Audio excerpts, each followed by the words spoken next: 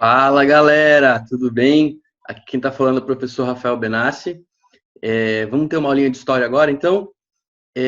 Queridos, então a aula de hoje é sobre Baixa Idade Média, tá bom? Na aula passada a gente falou sobre a Alta Idade Média, não é? O início da Idade Média, o processo de formação do sistema feudal, e hoje a gente está falando então da Baixa Idade Média, não é? Então, já da transição do período do feudalismo para o final da Idade Média, para a Era Moderna, tá? Então, vamos relembrar aqui rapidinho que a Idade Média é um período de 1000 anos, de 10 séculos, do século V ao século XV, não é? Que inicia com a queda do Império Romano do Ocidente e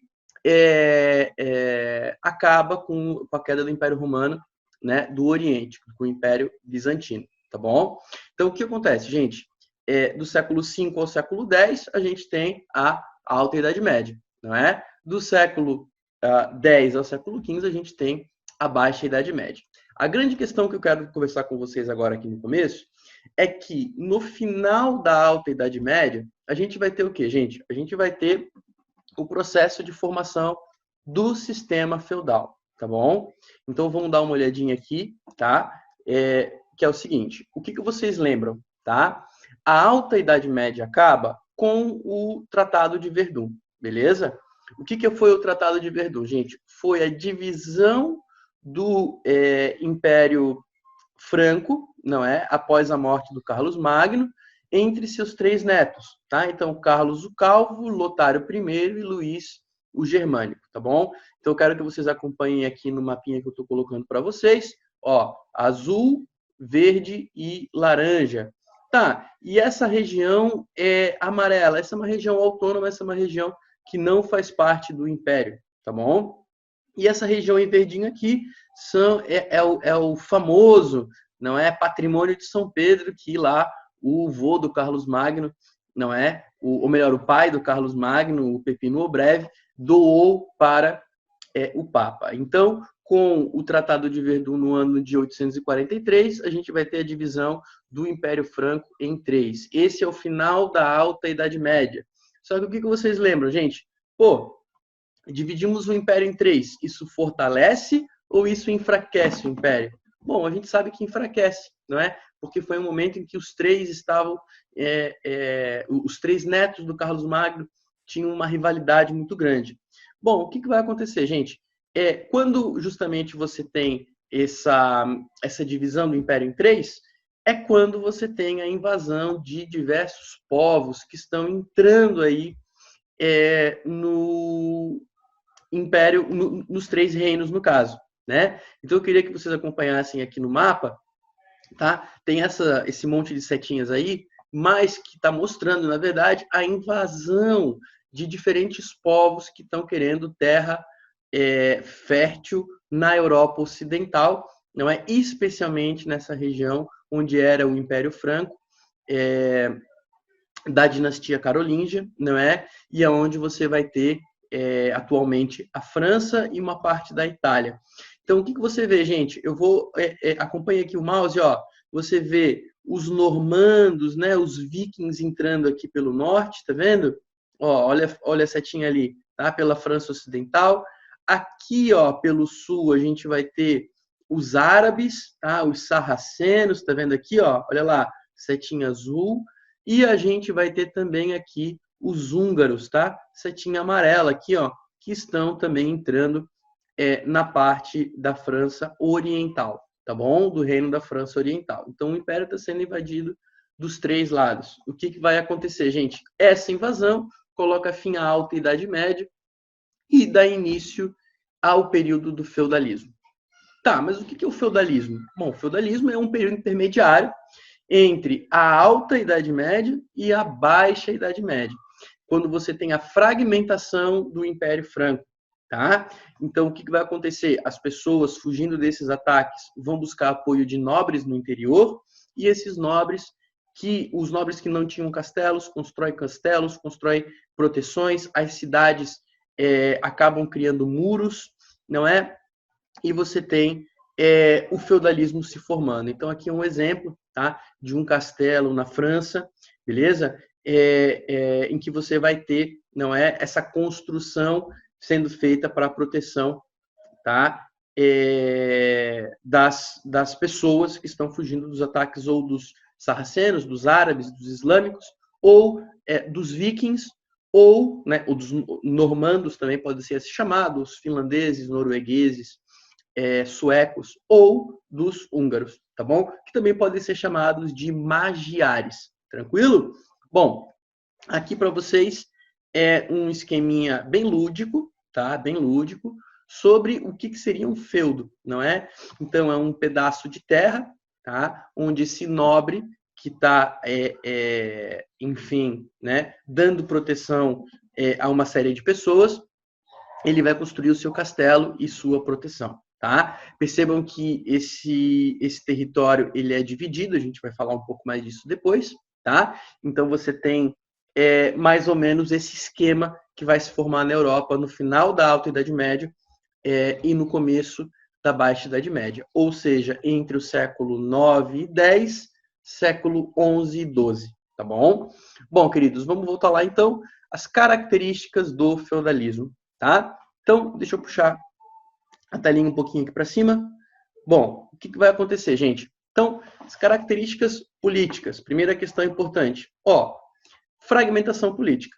Então, o que você vai ter? Você não tem mais um Estado centralizado como era, né, na época do Carlos Magno, como era na época dos carolíngios ou mesmo dos merovingios, tá? Então, o que você vai ter, gente? Você vai ter cada nobre que antes ele se reportava a um rei principal, agora governando sua própria terra. Não é? Então, são os senhores feudais. Esse senhor feudal pode ser um conde, pode ser um visconde, pode ser um barão, tá bom? E o que vai acontecer? Então, existe essa fragmentação política, não é? Cada feudo é governado, é liderado por um nobre, tá? Um senhor feudal, beleza? Bom, o que vai acontecer, gente? Nesse feudo, tu tem uma hegemonia católica. Vocês lembram que o Império Franco caiu, né, se dividiu, mas a Igreja Católica não. Então, a Igreja Católica acaba tendo ainda uma influência muito grande junto aos nobres, uma influência muito grande junto à sociedade, tá? A Igreja Católica, ela acaba gerando uma certa unidade cultural nessa Europa. Então, percebam, pode aparecer uma frase para vocês, a Europa feudal ela era organizada através de uma fragmentação política e uma unidade cultural por meio do cristianismo católico. Tá certo, não é verdade? Tá certo. Por quê? Porque todos os feudos tinham a presença da igreja, não é? A igreja não se fragmentou, o Império Franco se fragmentou, não é verdade? Então, essa é a característica cultural, tá bom? Característica social. Primeira coisa, gente, sociedade estamental. Bom, vocês já viram isso lá do modo de produção asiático, lá da história antiga. Estamos retomando esse conceito de sociedade estamental, que é super importante para vocês, que é o que, gente? A sociedade estamental, ela é uma sociedade dividida em classes, não é? É uma sociedade dividida em castas ou classes, sem mobilidade social. Então, se você nasceu numa classe, você não vai para outra classe. Não há mobilidade social. Se você nasceu nobre, você não vai virar camponês. Você vai ser nobre a vida inteira. Agora, se você nasceu não nobre, não é? Você não vai virar nobre, tá? Então, não existia mobilidade social, tá? Por que eu estou dividindo entre uma sociedade estamental entre nobre e não nobre? Porque entre os não nobres, tu tem os servos, que são os camponeses, que a gente já vai falar, e aqueles que não eram camponeses, aqueles que viviam nas cidades, as cidades que se muraram. Então, esses são os burgueses, tá? Então, entre os não nobres, a gente tem os camponeses e os burgueses. E a gente tem os nobres. E, acima de todos eles, a gente vai ter o clero, tá? Então, é uma sociedade estamental, uma sociedade dividida em classes, em que você vai ter 3 classes. A classe mais importante, hegemônica, o clero. Abaixo do clero, segundo estado, a gente vai ter a nobreza. Abaixo da nobreza, terceiro estado, a gente vai ter camponeses, né, os servos e os burgueses, tá bom? Então a gente tem essa divisão em 3 classes, não é? Tá, mas e o clero? Bom, gente, o clero pode aparecer para vocês uma divisão, tá? Existe 2 lados do clero. Existe o clero, o alto clero e o baixo clero. Alto clero, o que é, gente? O alto clero é basicamente o bispos e papa, tá bom? Então, é a parte administrativa da igreja, que é composta exclusivamente por nobres. Só nobres podiam fazer parte dessa classe, não é? E aí você vai ter o baixo clero. Quem é o baixo clero? O baixo clero já é o padre, já é o cônego, já é aquele funcionário da igreja que está em contato com as pessoas no feudo. Tá? Alto clero cuida mais das questões políticas e, digamos assim, a linha de frente, a ponta de lança da igreja, aqueles que vão entrar em contato com as pessoas comuns, não é? É o baixo clero. Desses, os burgueses e os servos poderiam entrar para a igreja, tranquilo? Só que sem ter um poder político muito grande, não é? Bom, então, o que você tem? A primeira característica social, uma sociedade estamental. Primeiro estado, clero. Segundo estado, nobreza. Terceiro estado, servos e burgueses, sendo que o clero é dividido em alto e baixo clero. O alto clero composto pela nobreza, o baixo clero composto por servos ou burgueses. Tranquilo? Bom, outra característica social fundamental da sociedade feudal, gente, relações de fidelidade. Tá? O que é uma relação de fidelidade? É uma relação onde você tem um acordo, não é? Então, você tem 2 tipos de relação de fidelidade, gente. E aqui eu queria que vocês tomassem muito cuidado. Nas tuas anotaçõezinhas aí, gente, toma muito cuidado. Depois, nos exercícios, vocês vão ver isso. Existem 2 tipos de relação de fidelidade. A relação de sucerania e vassalagem e a relação de servidão. As duas são relações de fidelidade. As duas envolvem acordos. As duas envolvem funções de 2 partes diferentes. Então, sucerania e vassalagem, gente, é uma relação de fidelidade entre nobres. Um nobre doa terra, doa um castelo, doa uma ponte, doa algum bem para outro nobre. O nobre que doa sucerano, o nobre que recebe vassalo, tá bom? Então você tem uma relação de sucerania e vassalagem. Bom, o nobre que recebe deve fidelidade ao nobre que doou. Que tipo de fidelidade? Numa guerra, você tem que lutar em nome do seu sucerano, se o seu sucerano for à guerra. No caso de um seu sucerano for preso, você tem que libertá-lo, não é? No caso de alguma ajuda, enfim, financeira, você tem que ajudá-lo. É uma relação de fidelidade, tá bom? Relação de sucerania e vassalagem. Percebam a frase: o vassalo do meu vassalo não é meu vassalo. Vou repetir: o vassalo do meu vassalo não é meu vassalo. O que essa frase explica, gente? A fragmentação política. Por quê? Porque o meu vassalo é aquele que eu doei alguma coisa. Só que esse vassalo, meu vassalo, também tem um vassalo, não é? E esse vassalo dele não é meu vassalo, ele não me deve fidelidade, eu não doei nada para ele. Então, percebe, eu que doei terra primeiro, ou um castelo, que seja, não tenho poder sobre essa terceira pessoa. Então, existe uma fragmentação política, não existe um Estado, não existe uma centralização, certo? Então, o vassalo do meu vassalo não é meu vassalo. Tranquilo, queridos? Muito cuidado com isso aí. E outro tipo de relação de fidelidade é a relação de servidão, não é? A relação de servidão é a relação de um nobre para com um camponês, tá? Para com um homem comum, para com um homem não nobre. Então, uma relação entre estamentos, entre 2 estamentos, entre o segundo e o primeiro estamento, não é? Segunda e primeira classe. Como? Um nobre, não é? Ele vai ceder terras para um camponês através de um ritual, não é? Que inclusive ele entrega um punhado de terra para aquele camponês e aquele camponês jura fidelidade a esse senhor e vai morar no feudo desse senhor. Nesse feudo, o camponês ele tem que trabalhar a terra e pagar impostos para o senhor.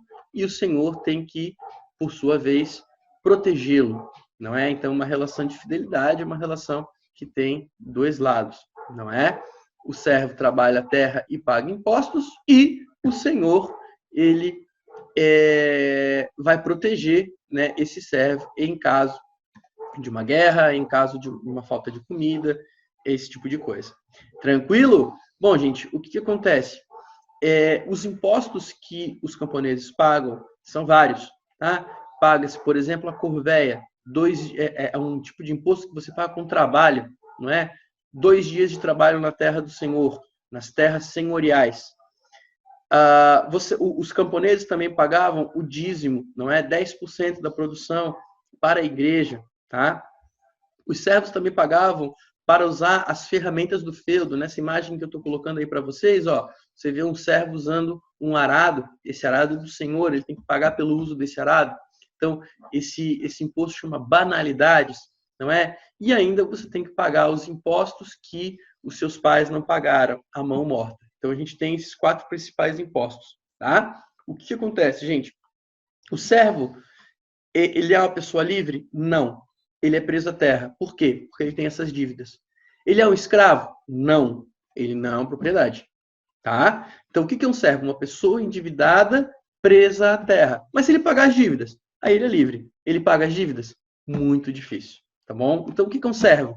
Uma pessoa com dívidas. O que é um escravo? É uma propriedade de alguém. Tá? E existia mais gente aí nessa Idade Média? Existiam. As pessoas que moravam nas cidades que se muraram e que se chamavam burgos, não é? As pessoas que moravam na cidade, então, eram os burgueses. O que é um burguês? Um homem que não tem um senhor, um homem que é livre. Mas isso é bom, Rafa? É bom um cara livre na Idade Média? Não necessariamente, porque você não tem quem te proteja, não é verdade? Em caso de guerra, em caso de uma epidemia, em caso de alguma coisa acontecer, você não tem quem te proteja. Tranquilo? Gente, última característica do feudalismo é a característica econômica, tá? Então, a produção endógena. O que isso quer dizer? Vem lá da biologia, vem lá da química, né? Fica uma reação endógena, uma reação que acontece dentro do organismo, tá? Então, o feudo produz produtos agrícolas visando a sua subsistência. Então, não, o comércio decai muito na Idade Média. Não é que o comércio não existia, mas o comércio decai muito, tá bom? Bom, então a produção endógena, uma produção que não visa o comércio, visa abastecer, pagar os impostos e abastecer o próprio feudo. Então aqui, gente, é uma imagem que mostra o feudo, tá? Então, em geral, você tem, eu vou passar aqui, ó, o mouse, tá? Você tem aqui as terras dos servos, tá? Você tem as terras do senhor e você tem as terras comunais, as terras que todos poderiam usar. Então, o feudo ele tem essa divisão, tá bom? Queridos, aqui uma imagem da época mostrando o trabalho dos camponeses, tá? Cortando aí o trigo, tá? Aqui uma outra imagem, gente, que mostra duas imagens, duas iluminuras bem interessantes, tá? Aqui o que é uma iluminura? Só para vocês saberem, são desenhos que eram feitos nos livros, porque a maioria das pessoas na Idade Média não sabiam ler, né? Como vocês viram lá na aula de Alta Idade Média, quem ia para as universidades e aprendia a ler era quem era da igreja, não é? Então, como as pessoas não sabiam ler e o livro era algo muito caro e muito raro, porque era escrito à mão, e em geral o livro que era que mais circulava era a Bíblia, não é? Esse livro ele tinha desenhos, tá? Esses desenhos são chamados de iluminuras, beleza? Bom, o que acontece? Essa iluminura aqui mostra as 3 classes da Idade Média. Olha só, você tem a nobreza, você tem o clero e você tem os camponeses, não é? Então a representação das 3 classes aí na Idade Média. Tá, e aqui o que é? aqui são os monges, tá? Ou num mosteiro ou numa universidade, não é? Fazendo o quê, gente? Medindo alguma coisa ali, ó, produzindo algum tipo de conhecimento.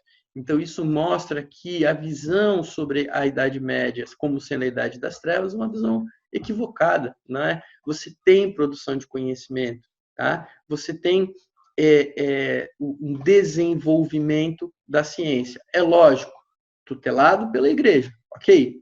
Mas você não pode dizer que não teve esse desenvolvimento, tá bom? Bom, gente, aqui uma imagem, tá? De um burgo, tranquilo, da região da França. Então, uma cidade murada, tá bom? Uma cidade que cria, né, esses muros para se proteger das invasões dos magiares, dos vikings, ou mesmo dos árabes, tá bom?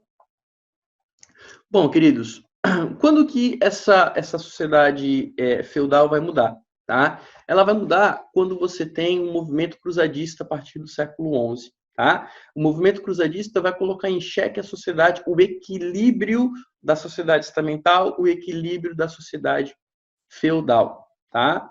Então, perceba, do século V ao século X, a gente tem a Alta Idade Média, ali no final do século IX, começo do século X, feudalismo, século XI, o feudalismo já começa a se transformar, tá? O que acontece, gente? Você tem lá no Oriente, tá? Lá na Terra Santa, lá na Palestina, um povo que são os turcos, que haviam se convertido ao islamismo, tá? Que invadem Jerusalém. Jerusalém, que era uma cidade muito importante, tanto para o Império Bizantino, ela era dominada, inclusive, pelo Império Bizantino, que vocês lembram que é cristão, só que não é cristão católico, não é? É cristão ortodoxo, porque lá ainda há a união entre o César e o Papa. Então, lá no Império Bizantino ainda existe o Césaropapismo, tá? E lembra que o Império Bizantino é o Império Romano do Oriente, certo? E você tem também essa cidade sendo sagrada para a Igreja Católica, não é? Palestina, o local em que viveu Jesus, o local em que viveram, né, os hebreus antigos, tá? Então, cidade sagrada. Também é sagrada para o povo, para a religião islâmica, não é? Então, os islâmicos que vão invadir, tá, a Jerusalém, não é? E o que vai acontecer? É justamente um momento na Idade Média que você tem uma mudança muito grande. O que estava acontecendo na Idade Média, gente? Você tinha um aumento da população muito grande e as pessoas estavam passando fome. Tá? Houve um momento da Idade Média que você tem, a partir do século XI, a fome feudal. O que foi a fome feudal? Um crescimento demográfico muito grande da população e a produção de comida não acompanhou, não é? Então, o que vai acontecer, gente? É justamente o momento em que os islâmicos turcos estão invadindo a cidade de Jerusalém, tá? O que vai acontecer, então? O Papa Urbano II, tá?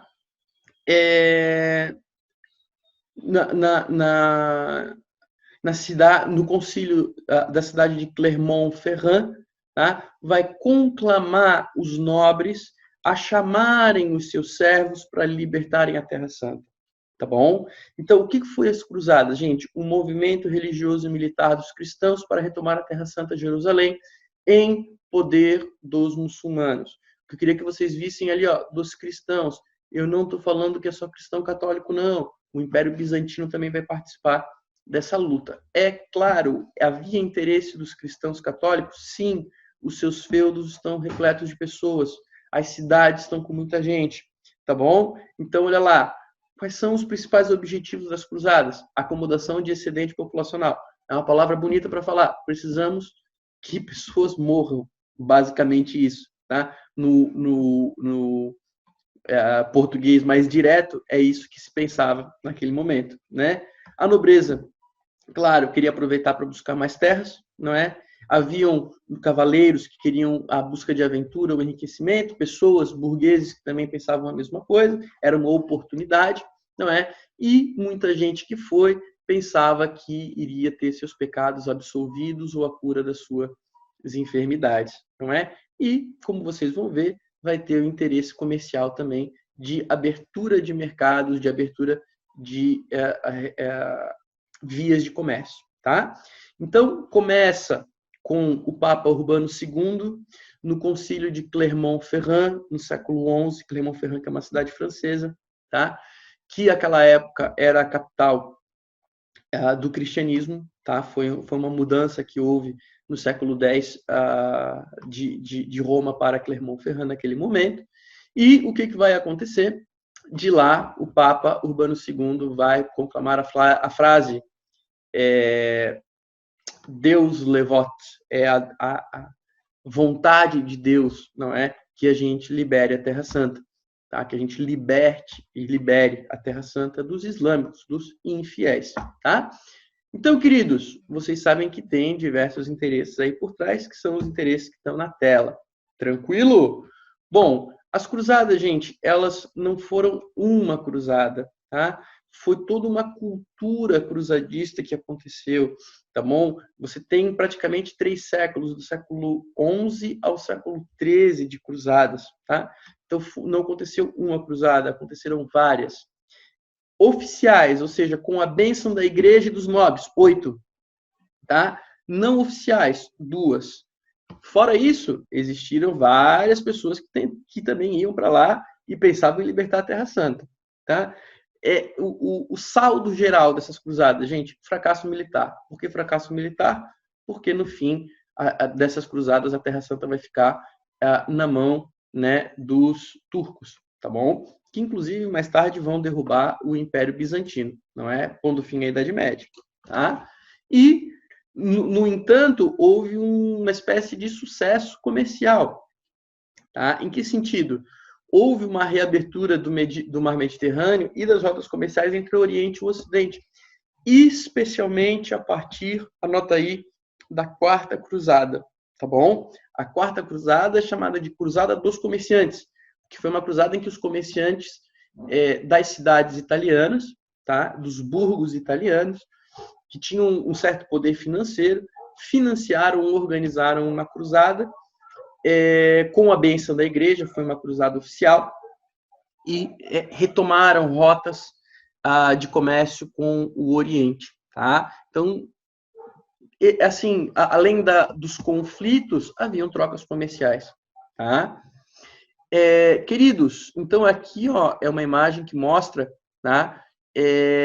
Os cruzados, tá? Chegando até Jerusalém, tá bom?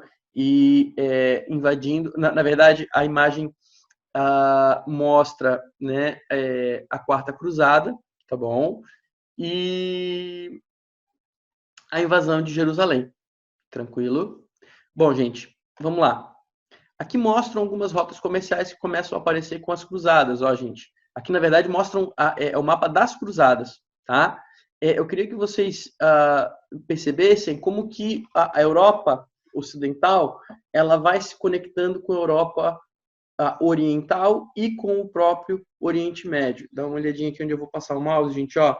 As terras que estavam na mão, não é, dos turcos, tá? Que estão se expandindo e vão chegar até Constantinopla aqui, ó, até Bizâncio, tá? Constantinopla ou Bizâncio, né, a capital do Império Bizantino, do Império Romano do Oriente, tá? Queridos, após as cruzadas, na verdade, durante as cruzadas, o que tu vai ter? Um fenômeno que a gente vai chamar de renascimento urbano, tá? Que foi o que, gente? Foi a retomada do comércio impulsionado pelas cruzadas, não é? Então as cidades, né, muradas, os burgos, começam a ficar mais movimentados. Ali vão ser centros de comércio aonde vão chegar as especiarias, tá? O que eram as especiarias, gente? Eram produtos que vinham do Oriente, como cravo, canela, pimenta, e que tinham alto valor comercial, não é? Na Europa, os nobres compravam, tá? E o que acontece, gente? Esses burgueses, como homens livres, acabavam trazendo essas especiarias de Constantinopla, trazendo essas especiarias de Jerusalém, através dos árabes, não é? Através dos turcos, e comercializavam essas especiarias, tá? o que acontece, gente? Nas cidades também haviam as guildas, tá? O que eram as guildas, gente? Associação de mercadores, que acabavam monopolizando o comércio local. Então, por exemplo, em uma determinada região da França, uma determinada região da Alemanha, haviam mercadores que monopolizavam o comércio de alguma especiaria ou produziam nas suas cidades manufaturas. Vamos lembrar o que é manufaturas? Produtos que são produzidos através de uma divisão do trabalho, como camisetas, ferramentas. Como assim divisão do trabalho? Nas cidades eles tinham as oficinas, não é? E nessas oficinas eles colocavam ali 3, 4 pessoas em bancadas, cada uma fazia uma parte do processo produtivo, não é? E depois vendiam esse produto, né? Lembrem que manufatura é diferente de artesanato. Artesanato é o que é feito pelos camponeses nos feudos, não é? Onde uma pessoa, ela começa a fazer um produto e termina ele, ou seja, a pessoa ela domina todo o processo produtivo. O artesão faz um produto do início ao fim. Demora mais, é mais caro e a qualidade não é tão boa. Mas a pessoa ela controla todo o processo produtivo. Já não é a manufatura não, tá? As manufaturas são feitas na cidade. E os donos dessas oficinas se juntam e formam as guildas, tá? Ou também mercadores que traziam especiarias do Oriente, tá? Essas guildas, por sua vez, se juntavam também e formavam corporações de ofício, que eram associações maiores, tá? De artesãos. Então, o que você vai ter? A formação de grupos de grandes comerciantes e artesãos que se sobrepunham aos demais, impondo o seu poder econômico. E esses grupos começam a ficar muito, muito, muito poderosos, tá? De modo que eles controlavam várias cidades. Por exemplo, a cidade de Frankfurt, a cidade de Champagne, era dominada por corporações de ofício. Tá? Eram controlados por vários desses burgueses, tranquilo? E o que acontecia? Isso vai acabar fortalecendo a própria classe dos burgueses que começam a ascender socialmente. Olha lá, gente, está sendo rompido um elemento fundamental que caracteriza a sociedade feudal, que é o quê? A sociedade estamental. Não é verdade? E quem que vai supor a isso? A própria Igreja Católica. Por quê? Porque a Igreja Católica tem interesse, através das relações de poder, como elas estão organizadas, nessa sociedade estamental. Tá bom? Bom, gente, então vocês estão vendo que a sociedade feudal está acabando. Tá bom? Quando que a sociedade feudal vai acabar de vez? Tá? Ou melhor, quando que a Idade Média vai acabar de vez? No século XIV. Você sabe que o historiador gosta de dividir período, gosta de dar nome para século. O século XIV tem um nome, tá? A Grande Crise Feudal, porque é quando você vai ter o desmonte e o fim da Idade Média, tá bom? Galera, você tem 3 coisas acontecendo, tá?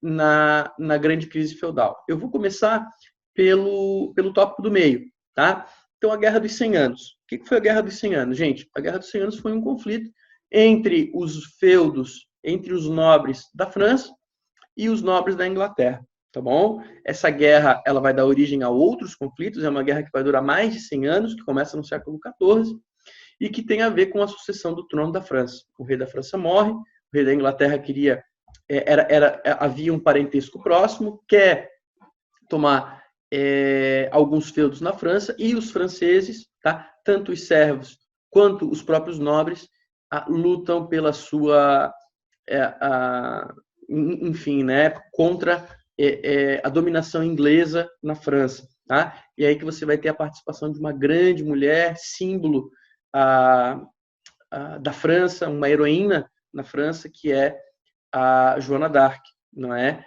Que no final vai ser presa, condenada pela Santa Inquisição, pelo Tribunal da Santa Inquisição como bruxa, tá? Na Inglaterra, e vai ser queimada na fogueira. Saldo da Guerra dos 100 Anos, gente. Nobres se matando, nobres comprando armas, ficando endividados. Ou seja, você tem a crise da nobreza, tá? Algo que vai acelerar o processo de a crise daquela sociedade estamental, não é? Agora eu vou para o tópico de baixo. No mesmo século você tem a peste negra. O que foi a peste negra, gente? Os barquinhos dos italianos iam até Constantinopla e até Jerusalém, e até o Oriente, e junto com eles traziam ratos infectados. Tá? Uma característica da Idade Média, com certeza não é o asseamento, com certeza não são as questões sanitárias, nem se conhecia isso, não era comum nem tomar banho.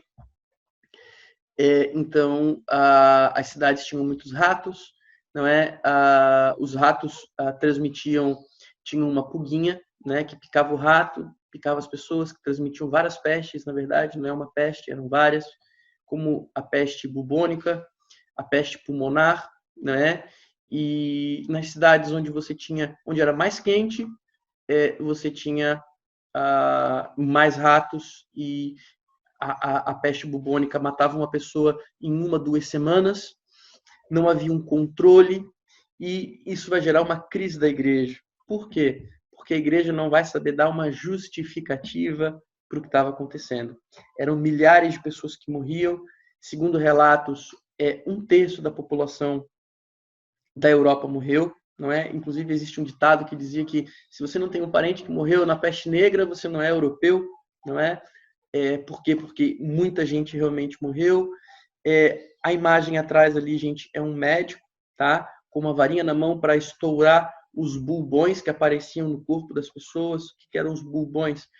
Eram bolhas do tamanho de um punho fechado, com sangue coalhado, que apareciam pelo corpo inteiro, não é? E que eles furavam, tá? Eles isolavam as pessoas e furavam aquilo ali, e aquele bico ali tinha espuma dentro, acreditava-se que a peste era transmitida pelo ar, não é? Inclusive, uma dica para vocês aí com coronavírus, tem toda essa questão em relação à epidemia, pode ser algo que vai aparecer para vocês, tá bom? E o que vai acontecer? Isso vai acabar levando a um enfraquecimento da igreja. Por quê? Porque a igreja não vai saber dar uma explicação razoável para isso, vai dizer que é uma peste, que é um flagelo de Deus, não é uma punição de Deus. Pô, punição de Deus se a gente está acabando de vir das cruzadas, não é? Então, houve uma instituição que era hegemônica, que era a Igreja Católica, que acabou não dando conta dessa explicação, tá? Que vai fazer o quê? Vai fazer com que, na verdade, as pessoas comecem a romper com a igreja, tá? Quem vai dar resposta para a peste negra vai ser justamente os árabes, que já tinham em suas cidades episódios de peste negra, e que aconteceu, não. O que você tem que fazer é isolar os doentes e caçar os ratos, tá? Então, isso que vai ser feito, e ao longo aí de 50, 60 anos, eles vão conseguir eliminar com os episódios de peste negra na Europa, tá? Lembrando que Índia e algumas cidades da América Latina, em alguns países da América Latina, inclusive o próprio Brasil, Peru, no começo do século, ainda tinham episódios de peste negra, tá? E, por último, você tem a formação das monarquias nacionais, que é o que, gente? O processo de centralização política que vai acontecer dos feudos, não é? O sistema feudal, ele impedia o comércio. Como você tem os burgueses que estão tendo uma nova riqueza, tá? Que é a riqueza que é o comércio, tá? O que vai acontecer? Eles preferem unificar esses feudos para unificar impostos, moedas, pesos e medidas, a língua, tá? As leis. Para quê, gente? Para favorecer o comércio. Então, alguns nobres vão se unir a burgueses, na verdade, os burgueses vão se unir a alguns nobres, que vão lutar contra outros nobres e unificar diferentes feudos, formando monarquias nacionais. Então, o que você está vendo? A formação de uma centralização política, de um Estado centralizado, que vai caracterizar a Idade Média. Primeiro Estado centralizado da Europa, Portugal. Tranquilo?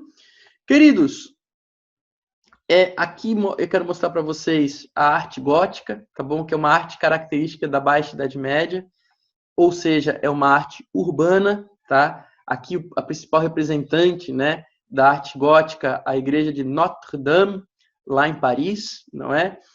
O que caracteriza, gente, a arte gótica?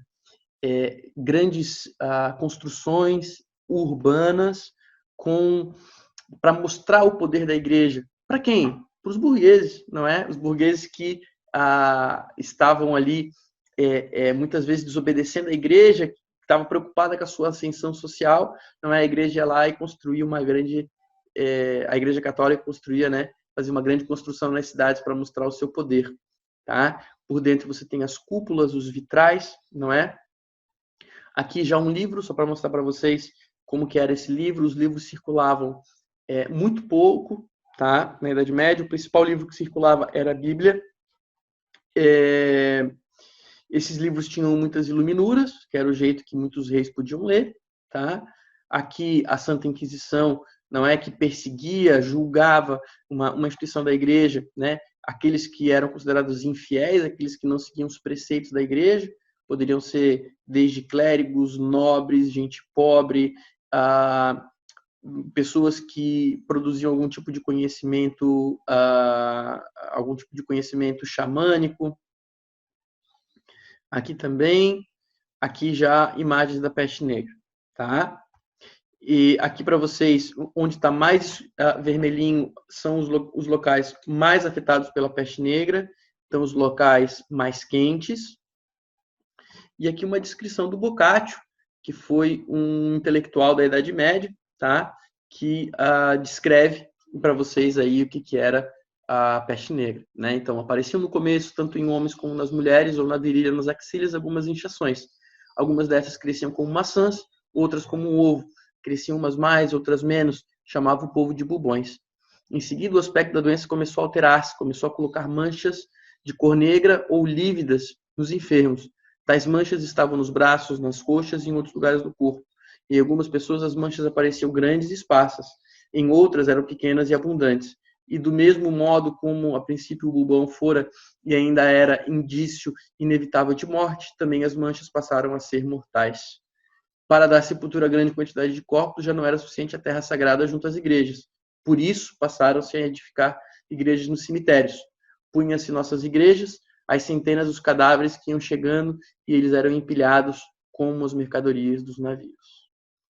E aqui, né, alguns artistas como o holandês Peter Bruegel, que produzia alegorias da Idade Média, não é? Então, o caos que foi esse fim da Idade Média, pestes, guerras que atingiam a todos, não é? Não tinha classe. Aqui já as rotas comerciais do final da Idade Média, só para vocês verem como a coisa já mudou, não é? E é isso aí, queridos. Começamos então a Idade Moderna. Muito obrigado. Até a próxima aula. Bons estudos.